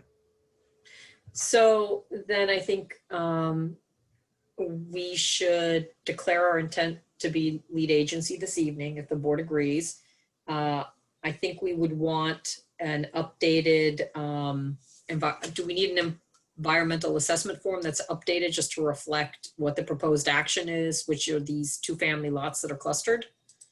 I think that makes sense to have a revised EAF just to make sure, all the calculations in there are accurate based on this new plan and all of that. And if you wanted to declare your intent to be lead agency, type it, the action preliminarily, type it as an unlisted action, and then circulate the notice of intent. I could prepare that for the board to circulate upon receipt of the revised EAF part 1 from the applicant. And then we'll send all the agencies a copy, 11 by 17 of the actual proposal, as far as the layout, the plan. Yes, it would include the EAF, the actual plan, the application packet that was initially submitted. Not the prior plans, but the actual. Okay. So board, are you good to go as far as making a motion tonight to declare ourselves lead agency? Yes, I see In John nodding coordinated yes. review? Declare your intent Yes. to be lead agency. Be lead agency, which is coordinated review, yes. Yeah, I'm fine with that. Anthony, you're good? I'll make that Me motion. too. I'm good. Oh, okay. So Jason makes the motion that we commence the seeker process and declare our intent to be lead agency, though, so that we can conduct coordinated review of this type 1 action. May I have a second? Second. Pat seconds. Noreen, can you roll call? Bonnie Franson, Aye. Anthony Vaccaro, Aye. Lisa McQuaid, Aye. Jason Sorinsky, Aye. Pat Shea, Aye. John Allegro, Aye. and Jeff is absent. All right, so we'll start the seeker process, and then board members, do you agree that Ashley will send a transmittal letter for the time being? and that if we want to include some kind of recommendation, we can take that up later. Is that reasonable? Yes, I see Pat Shea. Yep. Jason. Yep. Okay. Yeah, So that's that's fine. what we're going to do. Ashley, we're going to have you draft up a transmittal of the variants that are required for this particular layout. Certainly, I'll put that together, and then also I will prepare the notice of intent and circulate that once I get the revised EAF. And Okay, actually, and- I will also revise the plan just to clear up one of Sean's comments about the. Okay, so I'll hold off on referring it then to the ZBA as well until I get that from you. Yes, thank you. Anything else we have to discuss this evening, Ashley, procedurally, or anything you want to add? So it does require referral to the county planning department, and I don't believe that has been done yet. So when everything comes in, we'll send it to the county as well, work with Noreen on that. It will ultimately also require a notice to the Village of Monroe once we get, well, it's going to get referred to them actually under seeker because they're involved. So it'll go. Yeah. And I think as we're doing with the digital billboard sign, I think we should, as a matter of courtesy, send them a copy of the plans if they want to offer any comments. And in terms of submitting to the county, we need the EAF to do the GML review. And in terms of moving forward with seeker, just understand, John, I'm going to have some expectation that we do some kind of, additional visual analysis to see how high the buildings are going to be relative to where we may see them from. Understood. I think many of the other seeker issues, are limited given the site and some of the clear cut that's happened in terms of natural and ecological resources, but we certainly, visual is going to be one of the main ones. Okay. Okay.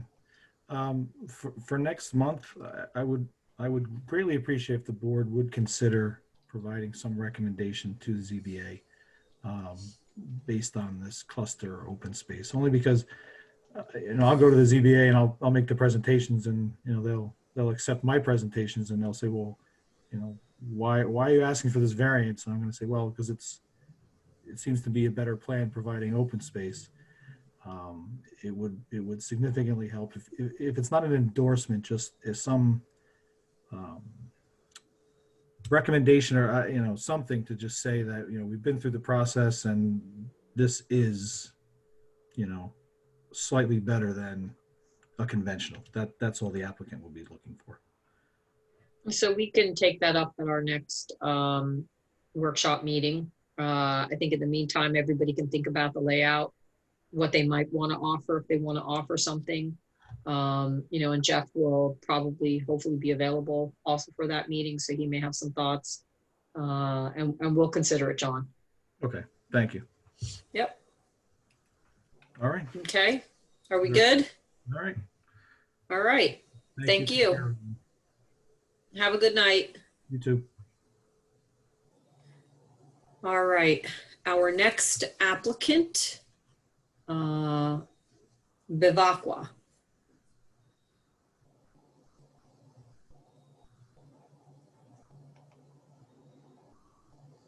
Good evening, John. Good evening.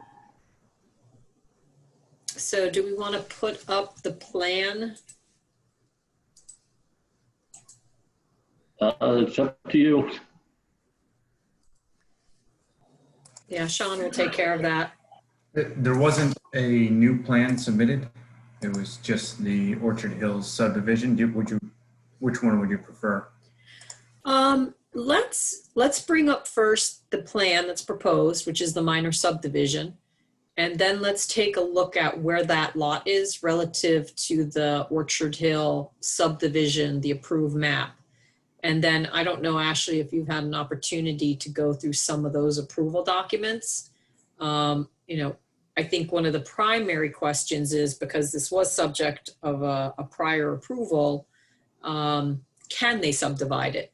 You know, was there any limitation in the resolutions with regard to being able to further subdivide?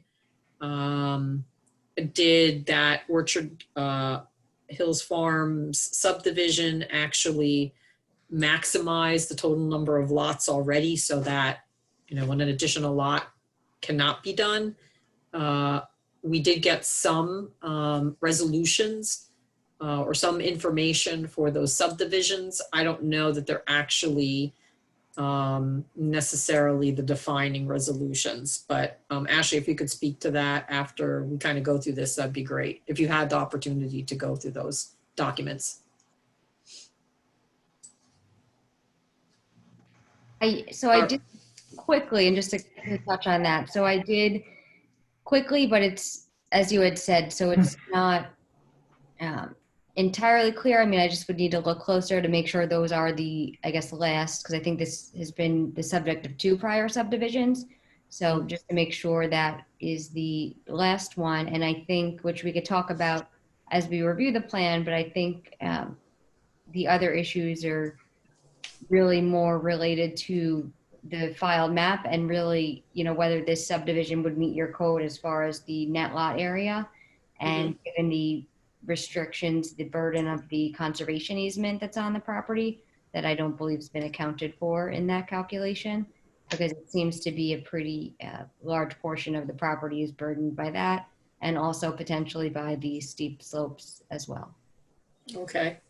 So let's start to remind everybody, sorry, my eyes are looking back and forth because I'm looking between maps and the Zoom screen. So why don't you go, John, just give an overview again of what's being proposed. Basically, it's an oversized lot that was created a number of years ago. It has access both on Talbot and also on Harriman Heights Road. There is some wetlands, there is some floodplain directly through about the middle of the lot. And what the applicant is looking to do is subdivide it into 2 lots. He will keep his existing home, which will remain, so that it accesses Talbot. And the new created lot would be accessing Harriman Heights Road. There are some issues with respect to area. We've looked at some of them. The steep slopes are not that significant. There are a few areas with steep slopes, but we've looked at the area on that. That's not an issue. We know that the outstanding issue is going to be with respect to the conservation easement. So really, I was waiting to see what happened when you pulled all the resolutions. Can you zoom in a little, Sean, so that we could see the conservation easement? So if I annotate here, see if I can do it. I think, is it coming?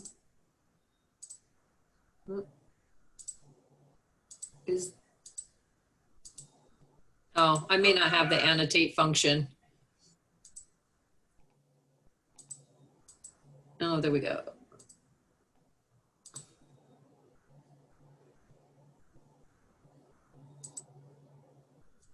So it's like this line, sorry. I don't know why it's giving little dots. I see the little dots, and yes, that is. Right, that's one, yes.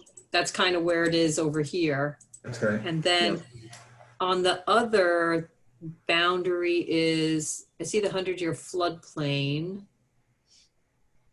Where is the easement? Right here. Is it kind of following? Yeah. It's with the, here. Yep. Yep. Right in here, okay. So this is a very large easement area, and I think it was, well, the map moves, so the lines, the dots are not in the right place, but it was created, it seems, to account for the floodplain and the, and whatever's contained within that valley. I don't know I don't know about, I think certainly the bottom part of it is in the easement. I think what's interesting is the shape of it as you go up the hill. Yes, I think that'll don't be- understand why they had that shape. I haven't seen anything that. I would think lead it'll be to- more clear on the Orchard Hills subdivision map. Okay, so let's bring that one up. So this is the map that was approved, and the lot is over to the Here, left upper corner. Yeah. Lot 33. Yep, so it was lot 33, and if we zoom in.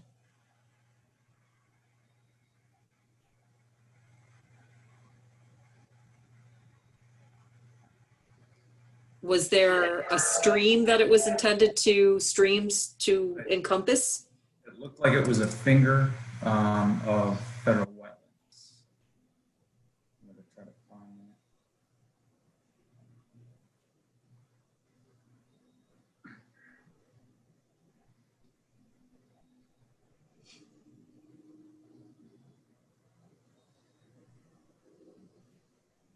that. There we go. Ah. So the map that you have, John, is it showing those federal wetlands in that configuration, that delineation? We've had a delineation done and it did not come up with that type of a configuration. So the other thing is it's showing a wetland buffer as per the town's wetland regulations. And so that seems to be the reason why this is an individual lot with the home coming off of Talbot, as opposed to, you know, having an additional lot up from Harriman Heights Road. Would that be accurate? It is the way they subdivided it, yes. Okay. Sean, did you have comments in general on your review at this point, or because there wasn't anything new, no new comments? Yeah, I don't have any new comments. But you know, I'd suggest that we do get that report from the person who did delineate the wetlands. Yeah, we may want to have some confirmation ourselves as far as that that wetland delineation. So Ashley, what comments do you have at this point as far as the process and what we've been able to find in terms of the record?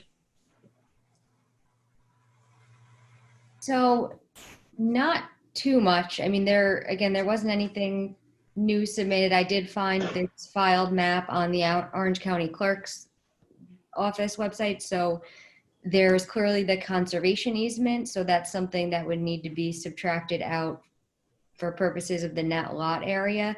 I didn't see any actual, conservation easement document or deed restrictions. I don't know whose name those would be in. It's a little, hard for us to just find those in the bind. So I think that's really something we would need the applicant to supply from the owner or, whoever was involved with the prior project. There was a note on, is this the first page of the subdivision map you have up here, Sean, or? No, I'll pull up the first one.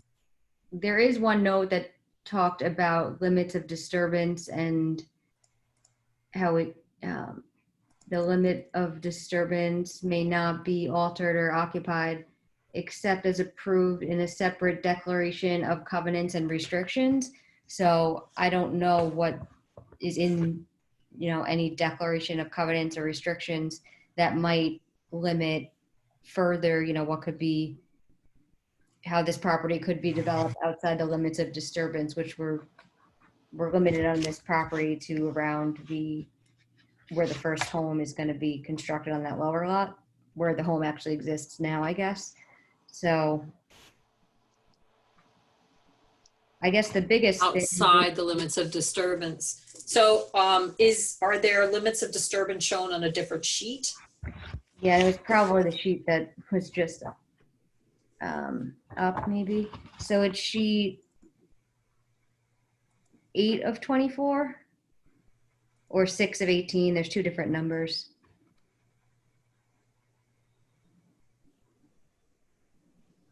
Yeah, I think it's on one. Okay, so it's clearly showing the limits of disturbance.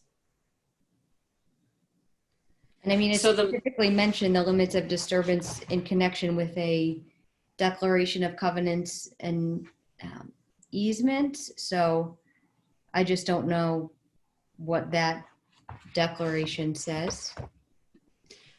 as a map note, is it essentially saying you can't go beyond the limits of disturbance?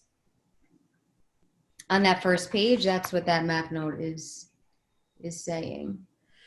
So, Do it without an amended, I'm sorry, except as approved in a separate declaration of covenants and restrictions. So it was a little odd to me because it's not something that said it can't be done except as it approved, you know, by a future planning board site plan or something like that. It was tied to this declaration of covenants or easements that I don't believe we have.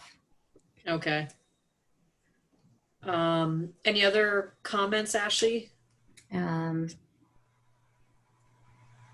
I think everything else was really previously raised and discussed, things to address on the plans, but I think really the biggest issue that probably needs to be figured out is whether even, you know, if that conservation easement subtracted out for calculating the net area as is required under the code, if there's going to be a lot area issue with that proposed lot that's off of Harriman Heights Road. Yeah, I'm, you know, in looking at this, clearly the intent was not to develop that upper portion of the property. Because of the wetland delineation and the 100-foot buffer area, there is this note about limits of disturbance, which we need to tie to some document on restrictive covenants. So again, you know, from my perspective, this was not an area that was intended to be subdivided. And my question to you, Ashley, and I think it probably, I don't know if it needs more research, is if there are map notes on a filed map that don't allow for certain things to occur, can we even consider this subdivision?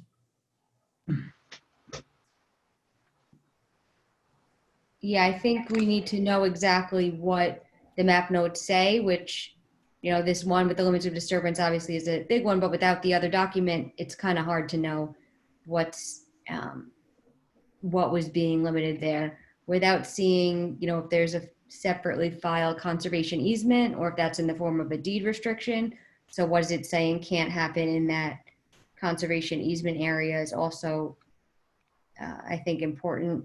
And any conditions in the resolution, which I didn't see, but I have to say I just, you know, read through it very quickly because we didn't have it.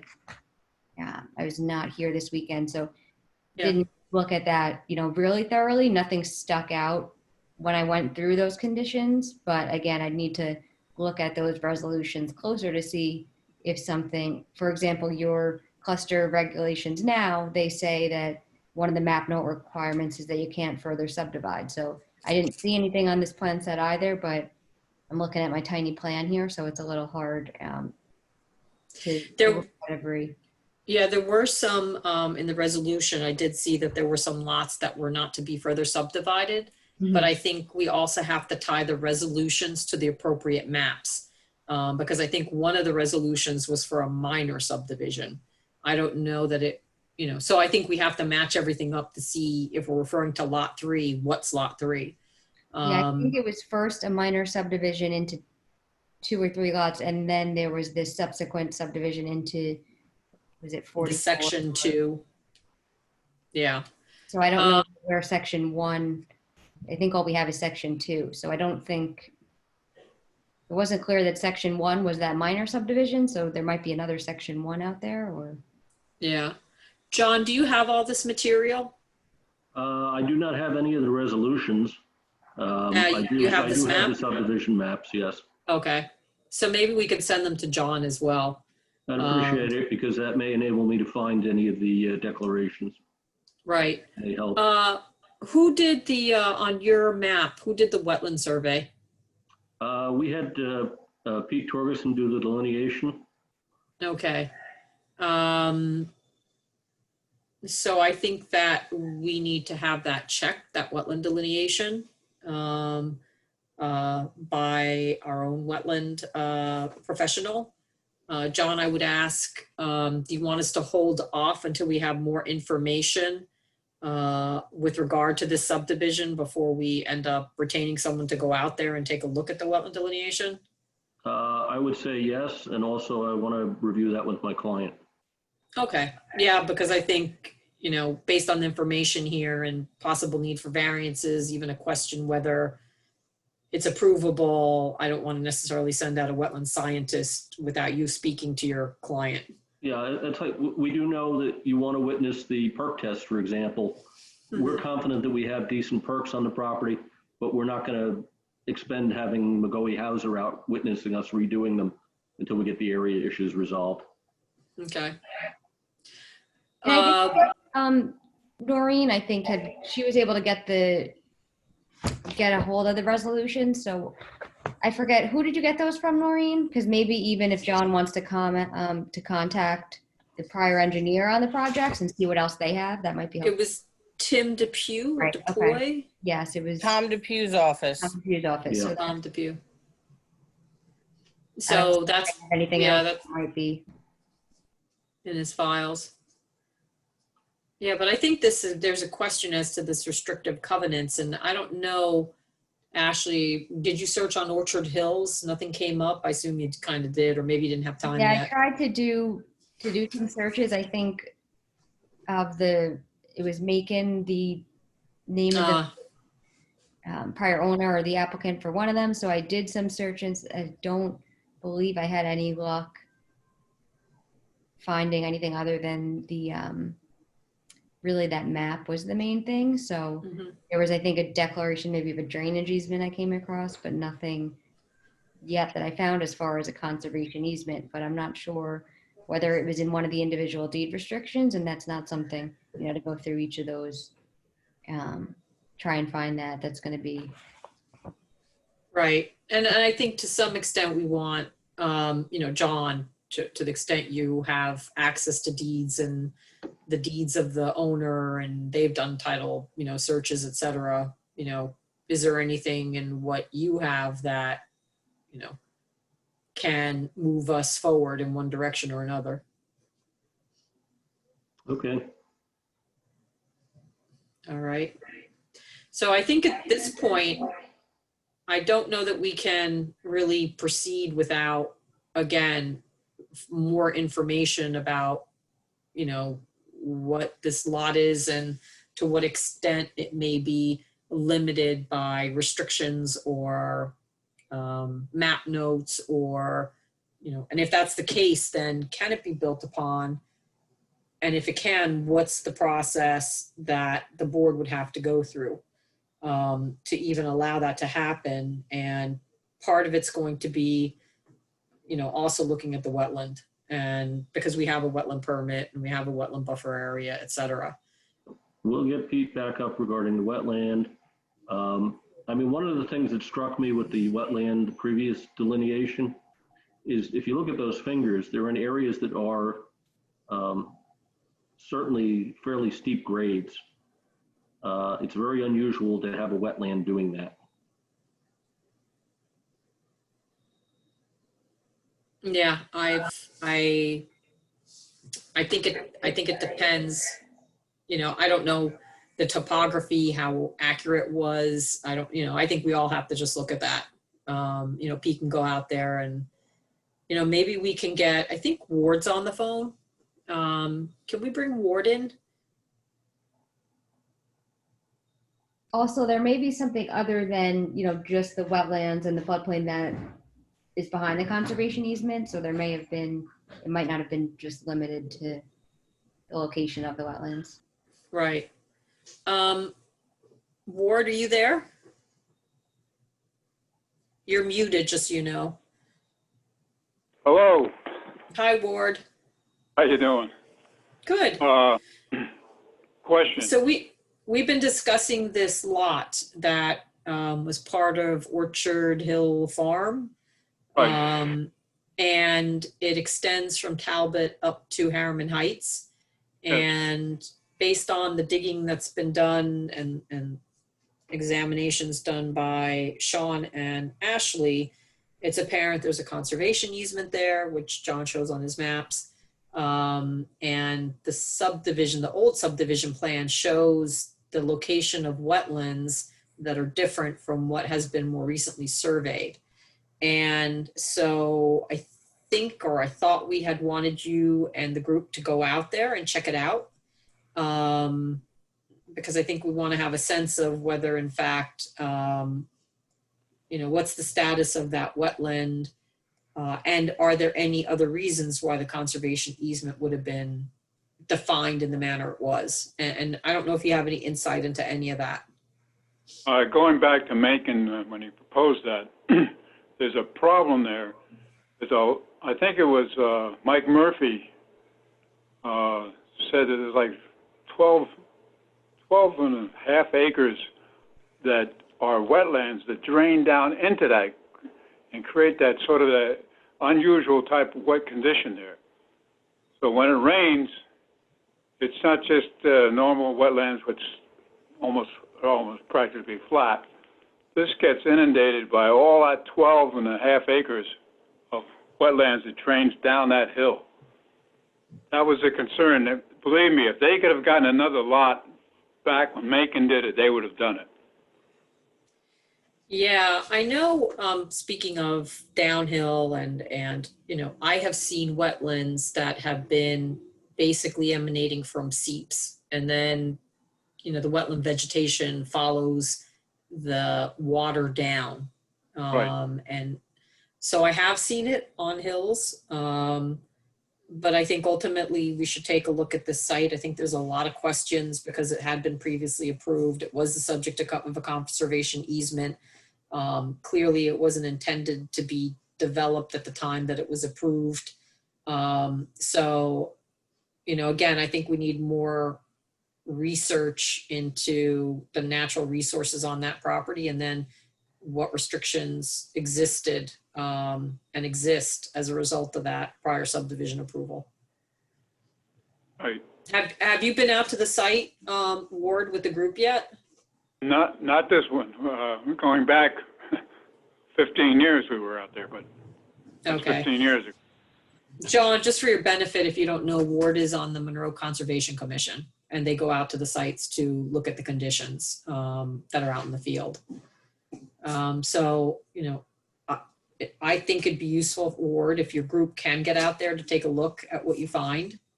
All right. And we'd appreciate that. And then board members, if you want to get out there to take a look, that would be beneficial. Anybody have comments? Board members? I don't see anybody raising their hand. John, do you have any more comments? No, just let us know when you want to go to the site. All right. So I think at this point, we just still need to do some additional research. And did you want to get on the next workshop agenda? Certainly. Okay. Yep. So that will be October. Noreen, what will be the date for that? That is October 8th. Submittal is the 24th of September by 3 p.m. Okay, you got that, John? I think it would be helpful to have at that point the net area calculation, so showing whether, outside of that conservation easement, after that's subtracted, what's the net area that you're left with, and whether that would be something that would meet the code or not. Because it's clear there's a conservation easement, so that portion can't be developed. So what else is there for that? I can give you the answer to that right now. Basically, we are approximately half an acre short on the lot that would be out onto Harriman Heights Road. The other lot would be compliant.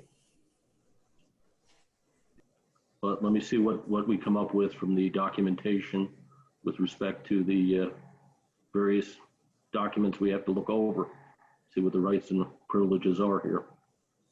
Yeah, I think I'll also reach out to Mike Murphy. Ward, you said Mike Murphy had been involved with this? He, on a previous project, this was related to, it was a wetlands issue on the other side of that hill. Oh, And okay. Mike did the survey, and he came up with that number, like 12, I can't remember exactly. It was over 12 acres of area that's wet, that drains both sides of the crest of that hill. Yeah, I'll find out if he has any background or knowledge about that particular subdivision. In If that you do, area. it's in reference to the Donnelly subdivision. Okay. He'll Gotcha. probably remember that. Okay. Thank you. You're welcome. So I think that's it for now. We'll see you on our next workshop meeting, John. Okay. And then, real quick, Ward, since you're on with us, did you want to just provide a synopsis of your walk of the site, the Raywood site? Okay, I can do that. Some of the trees that were indicated on the map to be saved, when you come off that cul-de-sac at the top of that hill, there's been so much debris and backfill thrown in there that those trees are on the dying stages of their life. One has already succumbed, and 3 others look like, I told the engineer that there's no sense trying to save those trees already gone. So Joel made the suggestion of doing some substitute plantings later on. And I make the suggestion, I didn't tell Joel that I thought about it. When they get all done with the construction, then call on us, and then we'll recommend plantings. Okay. Other than that, we selected the best trees we could. We thinned out some that were twin trunks, which are a no-no, and hopefully it'll be a better site. Okay, so we'll look forward to seeing that on the next plan that they submit. And then maybe we can drop some kind of resolution that if there's any additional tree plantings that are required, that they be done perhaps, at a point in time before, a C of O is issued or something like that. And maybe we could, have a fund for that, or some kind, I don't know if it's a bond, but some kind of money set aside for that purpose to ensure that it gets done. And we could talk to Ashley about that. Okay, thank you. Thank you, Ward.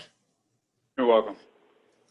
Okay, with that, where is my agenda? We finished Bavacqua. Board members, do you want to raise anything, any comments in general?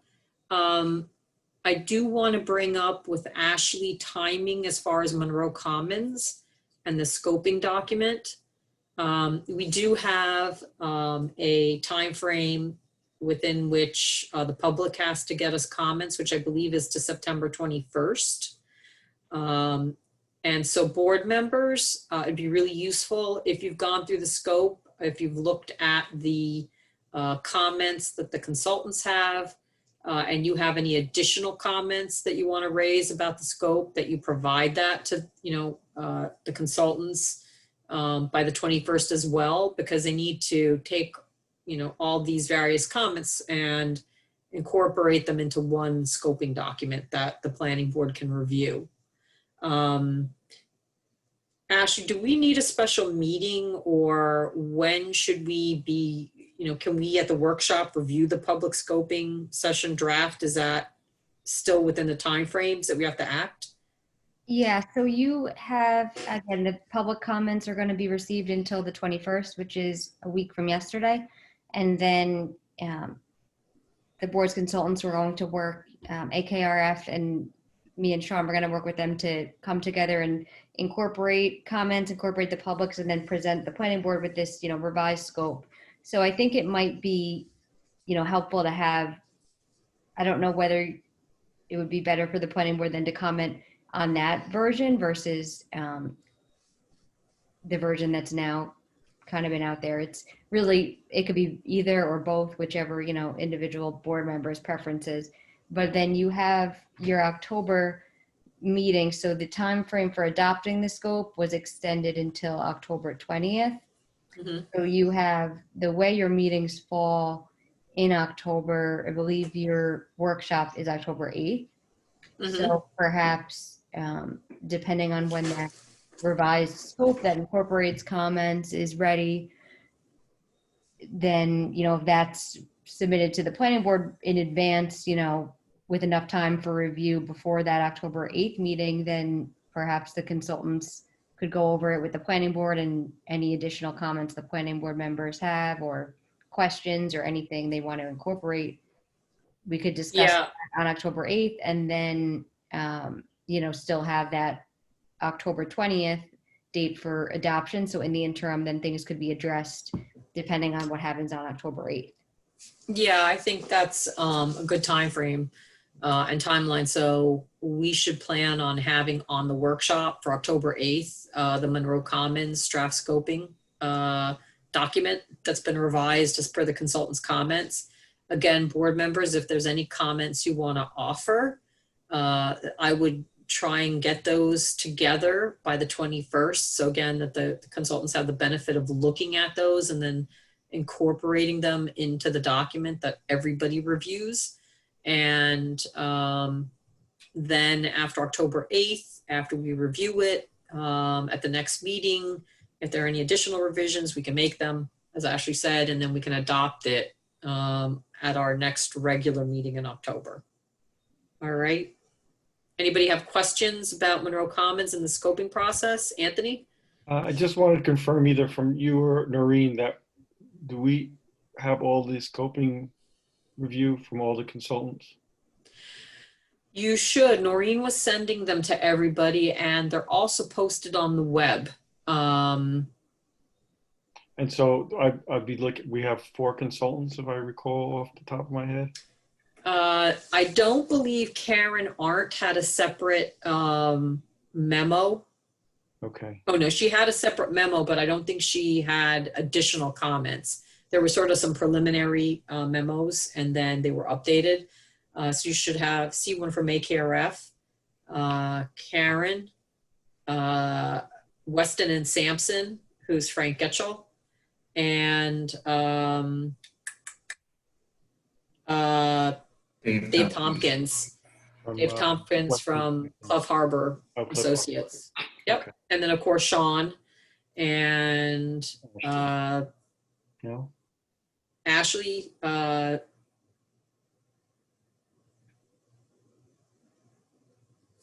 Yeah, so the board members should have all of those. And Anthony, if for some reason you don't, just shoot me an email. I could always send them to you.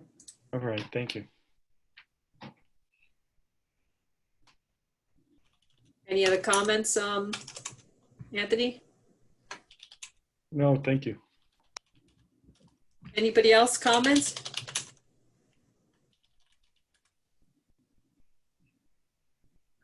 Right. We don't have any minutes. Noreen, you'll be getting us minutes soon?